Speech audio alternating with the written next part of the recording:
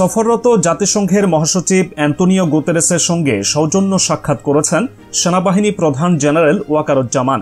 শনিবার বাংলাদেশ সেনাবাহিনীর verified Facebook পেজে এ তথ্য জানানো হয়।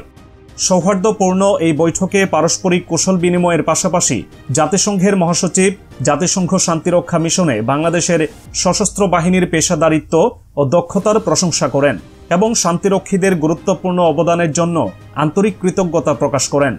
এর আগে দেশের চলমান অস্থিরতা নিয়ে জনগণকে বার্তা দিয়েছেন সেনাপ্রধান জেনারেল ওয়াকারুজ্জামান। অভ্যন্তরীণ বিশৃঙ্খলা এবং সংঘর্ষের জন্য তিনি দেশবাসীকে সতর্ক করেছেন।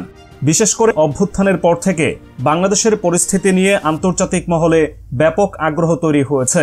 মঙ্গলবার সেনাপ্রধানের দেয়া বক্তব্যটি ভারতের শীর্ষ সংবাদ মাধ্যমগুলো গুরুত্ব সহকারে প্রচার করেছে। একই সঙ্গে পাকিস্তানের গণমাধ্যমও এটি তুলে ধরেছে। জাতীয় শহীদ সেনা দিবস উপলক্ষে মহাখালীর রাওয়া ক্লাবে পিলখানায় আয়োজিত অনুষ্ঠানে সেনাপ্রধান তার বক্তব্যে দেশের অভ্যন্তরীণ বিশৃঙ্খলা ও মারামারি বন্ধ করার জন্য সকল পক্ষকে আহ্বান জানিয়েছেন।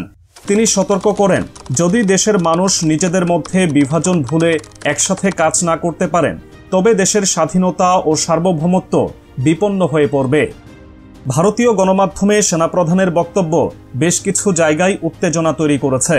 The Hindu, Hindustan Times, Times of India সহ অন্যান্য মিডিয়াগুলোতে সেনাপ্রধানের বক্তব্য তুলে ধরা হয়েছে।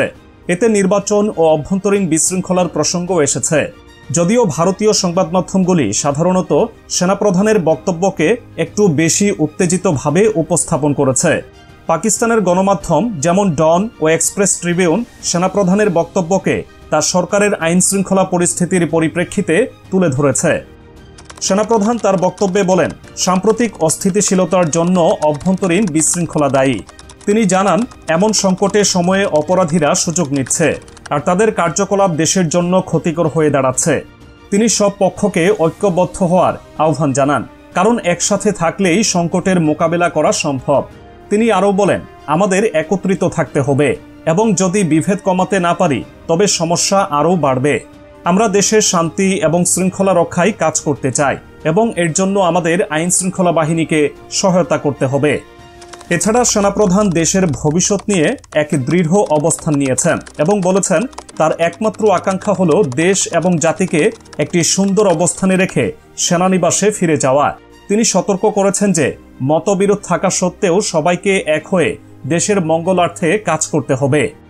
এদিকে আন্তর্জাতিক সম্প্রদায়ও বাংলাদেশের পরিস্থিতি নিয়ে নজর রাখছে।